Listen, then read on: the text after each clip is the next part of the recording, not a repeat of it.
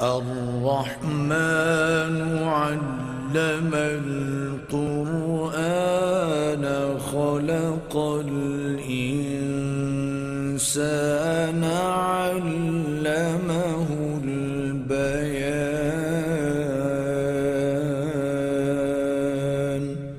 Bismillah, greetings. There are many reasons why we humans believe in God. And these reasons are diverse because we ourselves are diverse. We have different backgrounds, different cultures, different understandings, different aspirations, and different personalities. And all of these things lead us to have different reasons for why we believe in God, why we find a reason most satisfying to believe in Him. And if truly God is as powerful, as great as those who believe in Him claim Him to be, then proofs for His existence must be numerous and powerful. Just like anything great that we find in our life, find around us, when it is great, proofs for its existence, take for example the sun, proofs for its existence would be numerous and plain and strong. So our diversity as human beings and the greatness of God for those who believe in Him and claim that He is great, both of these things seem to suggest that believing in God must have numerous proofs. Those who believe in God, I must say, find it almost intuitive, that belief to be almost intuitive, natural. It's something that they know to be true. And in Islam, this is something that is called the fitrah. Let me explain what that is. Fitrah is the pure nature, the innate nature that we have inside of us and intimately links us to God. This is something that we are created with, as Islam teaches. It is a nature that accepts the truth, that points to it, that is attracted to the truth. It is attracted to honesty. It's attracted to mercy. It's attracted to every virtue. And it's also repelled by sin, it's repelled by evil, so dishonesty, cheating people, cruelty, it's repelled by all of that. And firmly deposited into this nature is an intimate connection to the Creator. Now, we might lose sight of that nature sometimes, but it doesn't mean that that nature is dead. It doesn't mean that innate and pure nature is gone. We find it in those burning questions that we have about, well, where did we come from? Where are we going? What happens after death? What is the value of my life? What is the meaning of my life? All of these questions are signals that are beaming from inside our hearts, that are beaming from our nature, confirming a connection that we have with something that is greater than ourselves. Now, it's true that the pursuit of this life, the busy lives that we live, might silence that nature, might overcome that nature for some times, but that distraction, the distraction of this life, is short-lived. Why is it short-lived? It's short-lived because everything in this life is transient, and everything that is transient somehow fails to comfort our hearts and fill the gaps that are inside. We are going to leave everything in this life, or everything in this life is going to leave us.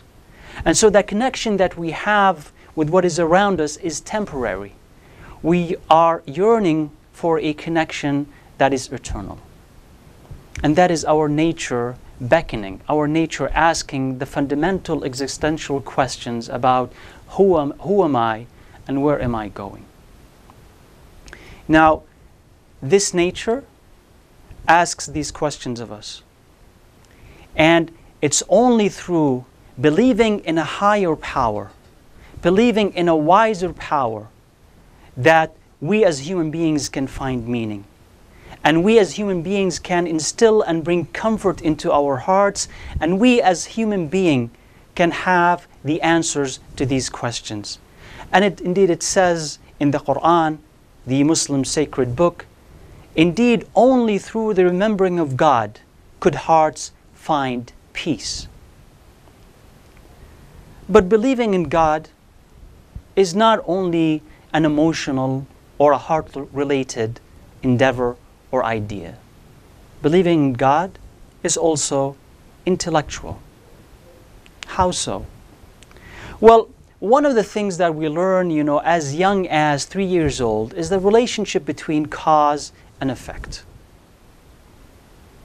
We learn, for instance, that if there is movement, there is a mover behind it. We notice a relationship between actions and their consequences. We note and we understand on a very basic level, when we are very young, that things do not happen because of chance or because of randomness. There is someone or something behind them. Something manufactured them. Something made them happen. And this principle continues to operate throughout our life. We base our life on it. Our societies are based on it. Let me tell you this story. Once there was a discussion between a Muslim scholar and some folks around him who were talking about the existence of God. And he asked them a very interesting question.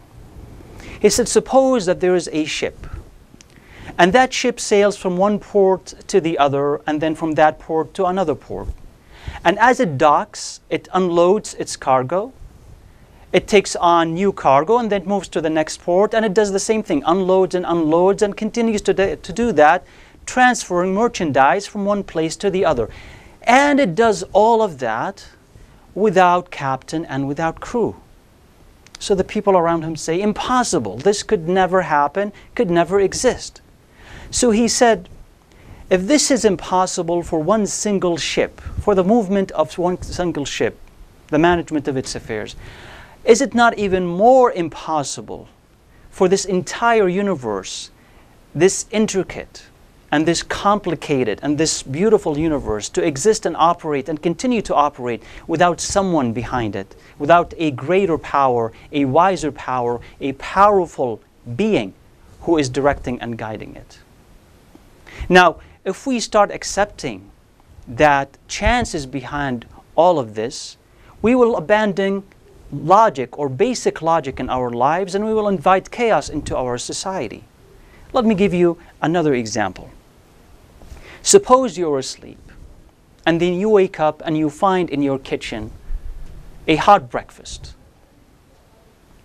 right there just for you. Now your firm conclusion, as you look at it and you analyze it, your firm conclusion will be, somebody made this. And if that hot breakfast is a gourmet breakfast, then your fair conclusion will be, well, a good cook, a chef even, may be behind it, should be behind it. You would not accept that chance or randomness is the thing that had prepared that thing for you, prepared that meal for you. If you are to accept that, then as I said, we are going to be accepting or rejecting logic in our life, and also inviting chaos into our society, because our society is built on cause and effect. If there is no cause and effect, then we will not be able to punish or reward anybody. Nobody will be responsible, nobody will be culpable for whatever they do, because they can claim that chance is behind the consequence of their act, and we do not accept that. So if we believe in this type of logic firmly in our lives, and it continues to be in operation, could we abandon it when it comes to this universe? It's hard to do so. The next point I want to address, which is fairly common when it comes to belief in God, is the question of evil, the question of suffering in this world. Many people believe when they look at suffering, when we look at evil in this world, that they cannot reconcile that with the belief in God, or at least with the belief in a just and good God. So they decide then God must not exist. And the thing that we want to ask ourselves here is our ability or inability to process these events, to interpret them, right? Is our inability to do so enough of a reason for us to doubt the existence of God Himself? That is, if there are some particular events, or we're not sure about how they fit into our lives, they don't fit into the grand plan, is that enough of a reason for us to go and challenge the most basic sort of certainty that we have, which is that God does exist? Now, many things that happen in life happen for a reason. And sometimes that reason eludes us. That sometimes the reason is not readily available, and it takes us time to understand it. It takes us time to digest it and benefit from the wisdom that might lie in it. But at that particular moment, when it happened or immediately after, we're not able to see it. Many of the things that happen in this life that we do not like happen so that we start thinking about things on a deeper level. It moves us so that we can do things that we would not do otherwise. It moves us so that we would start thinking about things that we would not think about them otherwise. There is a reason behind them. So even if that reason or if that digestion or interpretation of these events eludes us, it should not, at least primarily, lead us to question the greater reality. And that greater reality is what?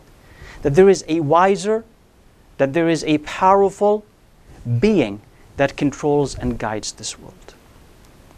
And indeed, as we look at this world itself, everything that we see around us, even ourselves, is testimony that there is something greater than ourselves. As it says in the Quran, did humans create themselves? Were they created out of nothing, or did they create themselves? And that is an interesting question. Because deeply seated in our consciousness, we understand that we did not create ourselves, that we were a nothing at one point. We have no recollection, we have no memory of what happened at a certain point in our lives. So if we did not create ourselves, were we created out of nothing and also deeply embedded, deep in our hearts, deep in our minds, that something cannot come out of nothing, as I explained. So if we did not create ourselves and we were not created out of nothing, then somebody else is responsible for our creation. And when you think about the majesty, the grandeur of this universe, how balanced it is, how complex it is, even our own selves, our own experiences, our own lives, they're very complex. Our own emotions, they are very complex. It does suggest, if it does not compel us into believing, it does suggest that there is an entity that is greater than ourselves. And that is what belief in God is. That there is something beyond ourselves, beyond the physical, beyond the perishable. There is something that is of meaning, beyond what we see, beyond what we perceive. That our death is not the end. Our death is not the conclusion, but it is the beginning of something different and new. This is what belief in God means. Now, some might feel or some might say that our modern life had made God obsolete, irrelevant, right? Our advances in science, our technological advances, human ingenuity, all of that had either made God irrelevant or had made Him a very minor part in our life. And what we want to say is that despite our impressive achievements as a human race, and they are impressive, these achievements have not been able to answer the fundamental burning questions that we have. Where did we come from? Where are we going? What is the value of my life? Why am I here for? So science, our technology cannot answer these questions. That's one. The second thing is that we found that despite our achievements, our discoveries, our advancements have also, or our, let's call it the human project, the human modern projects, had really brought us to the brink of annihilation. Think of war, the nuclear arsenal, environmental degradation. What we're doing, although there is great benefit in it, also there is great danger in it, and we are actually on the brink, the precipice of destroying everything in this world and ourselves included. And a lot of people believe, a lot of people see the need for infusing our lives with ethics again, ethics and morality that can regulate our lives individually and collectively, because we understand that without these things, we're going to kill ourselves. We are going to destroy ourselves. In our endeavor to improve, we're going to end up destroying ourselves. So we need something greater. We need something that is powerful. And that is, resonates with what the Quran is saying, with what God or Allah in Arabic says in the Quran, that at times of hardship, human nature harkens back to God, goes back to God. It recognizes that it needs Him, that there is a creator with a higher power that can guide and that can protect. That's what belief in God is. So even though we felt sometimes that God is made irrelevant by our modern life, indeed this is mistaken and misguided, because we need Him now, in fact, more than ever. So belief in God, let me say in conclusion, belief in God is a belief that touches the deepest corners of our hearts. A belief that is deeply connected to our emotions, that is deeply connected to our intellect, that is deeply connected to the nature that we were born with. And it's something that is readily available, its proof is readily available in everything that we see around us. In every human life, in every animal life, in every plant life, in the movement of the stars, in the movement of the sun, in everything that we see around us, great and small. All of them testify to the fact that we did not create this, we are not organizing and regulating this. It must be happening through a wiser power that is greater than us, through a power that is far more than what we are, and is capable of more things than we are. So I want to leave you with something to do on your own. When you finish listening to this, I want you to take some time and observe the universe around you. Look at yourself, look at the people around you, families, friends, people on the street. Observe animals, plant life, the stars, the planets. Go online and read more about it and see pictures about it and say to yourself, could it be possible that all of this beauty, all of this intricacy and complexity, could it have come simply through chance and randomness? Or does it actually testify deep inside, do I feel now deep inside, that there must be a power that is greater than me and greater than everything that I've seen, that is in control of it and that is guiding it and that had made it out of nothing. Thank you for listening. And for more information, please visit Islam114.com. Thank you. الرحمن علم القرآن خلق الإنسان علمه